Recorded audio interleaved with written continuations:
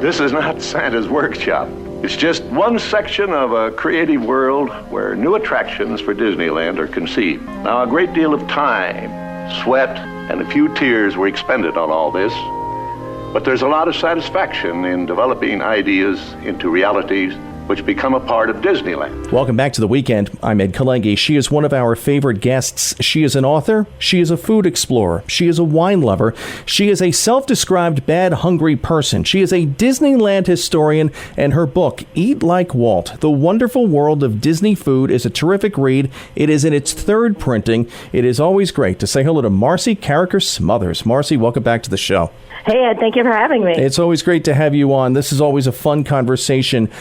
Summer is here. I'm already thinking about Disneyland. Actually, I'm jumping on a plane later this summer, heading to Anaheim. I'm going to Disneyland, but I'm very excited. Eat Like Walt. We love this book at home. This is one of our main coffee table books, and this is going to be a great warm-up for us as we get ready to head out to Anaheim a little later this summer.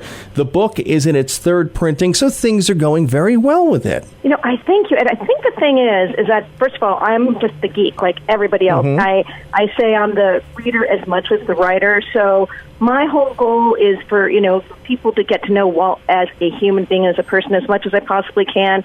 And I've shared this quote because it's so important. It guides me. Herb Ryman, the artist and designer, Walt's personal friend that famously drew the map of Disneyland with Walt in 48 hours. One weekend. He said this to another author, but it applies to all authors, including myself. It's for people like yourself to have the privilege and the duty of presenting Walt as a human being and a person who could be known, a person you could be close to.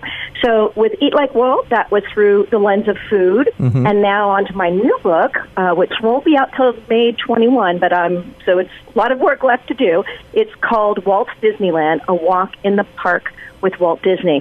And what's unique about this book is that it is a guide to Disneyland told in Walt's words, or the people that knew Walt, no third person, no exception. So I'm deep in the archives, researching, just so much fun. Anytime I can find like a memo, Walt at Disneyland, his Saturday memos, to him, mm-hmm. meetings, I've seen what they were discussing, what they were talking about, and Walt comments about attractions and things like this. So I'm besotted with this idea. Of course, I love Walt Disney, and I really want to present Disneyland in Walt's words because we need to preserve Walt there, right? It's the only park played in, mm-hmm. worked in, slept in, and there's things I think that the guests that know a lot are walking past, not knowing that Walt had a part, and they're first-time guests that will want to know what Walt had to do. And it's not just the attractions.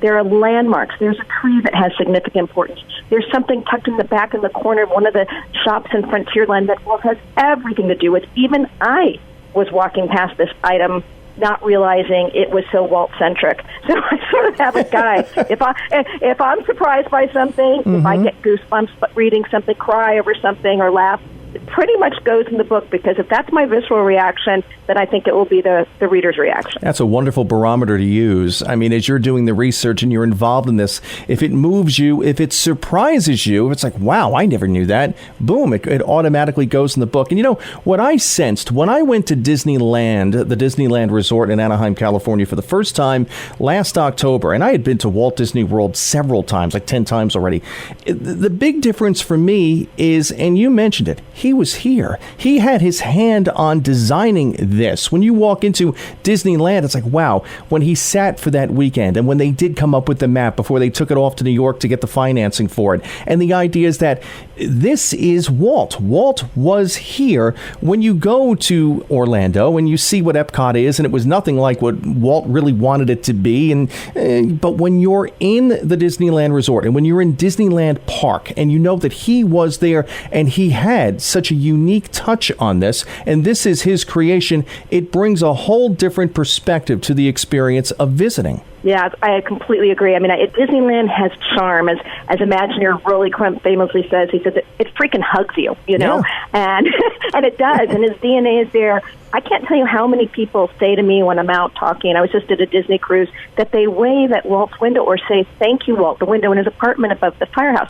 See, now I'm getting chill bumps again. Mm-hmm. And people are looking up there and saying, "Thank you, Walt," all the time. So this new book is my way of saying thank you, Walt. And I'll share with you, because I do speak with the people that helped Walt build Disneyland and then went on to build Walt Disney World as best as they could, knowing what Walt wanted. I've asked all of them about Epcot. I personally love Epcot, but the Epcot that he talked about, in his TV program, they all say, it couldn't have been done that way without Walt. First of all, because Walt could get people to sign on with him, Like, he would need so many sponsors with so much money to be able to realize that. So, and again, with Walt Disney World, here's how I put it. I say that Disneyland is the crown jewel. Walt knew about the other park. He didn't know there were going to be parks all over the world. It is the crown jewel. I call Walt Disney World the treasure chest because it's abundant. Things are falling out of it. It is so much to do there. And I'll share with you, I think Walt Disney World, they're really trying to figure out how to put Walt in there all the time. I credit them, very much with the experience. I can't wait to go to Walt Disney World. See, I grew up with Disneyland. I'm going to Walt Disney World in October. I'm very excited. Yeah, see, I'm just the opposite. And I love Epcot as well. And my son and I could ride Spaceship Earth all day long, over and over and over and over again. Seriously. But you know what's interesting? When you go to Epcot Center, and then when you get home from the vacation, a neat thing to do is pull up that 1966 film. It's on YouTube, the entire film, of what Walt conceived Epcot to be. And it was going to be a functioning city, and just the history in that. And it goes to show the imagination of this man. And I mean, it went much farther from entertainment and from theme parks and from what Disney is thought of. But he really wanted to make a difference in the entire world. Talk about how a man left his footprint, how he really looked to solve the problems of towns and cities and nations, and how people could live better. And a lot of people, the average person, really, they don't understand how involved he was in that way of thinking. I agree with you completely. I also would add things that were as grandiose and big thinking and innovative as Epcot, and then really something as simple as families having a safe place to play together and have fun, which was the idea for Disneyland. I really think that, a friend of mine, Floyd Norman, who's a Disney legend, he started at the studio animating with Walt, I think I don't want to say the year wrong, late 50s. He pointed something out to me. He said, who I think is the most like Walt Disney is Steve Jobs.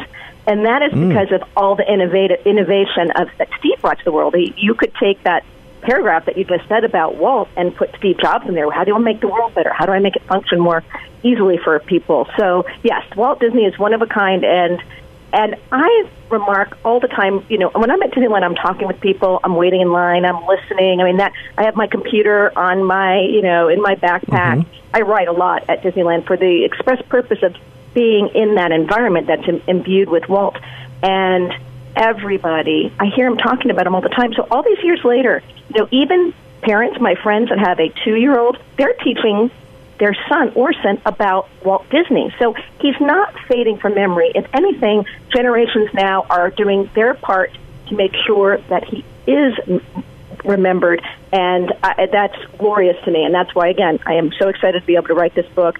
Very simple book, paperback, and to be able to, not very affordable, that you can go into Disneyland and you can turn a page and say, I had no idea Walt was involved with that. Or if you knew that Walt was involved with it, say, Tom Sawyer Island, because that was in 1956.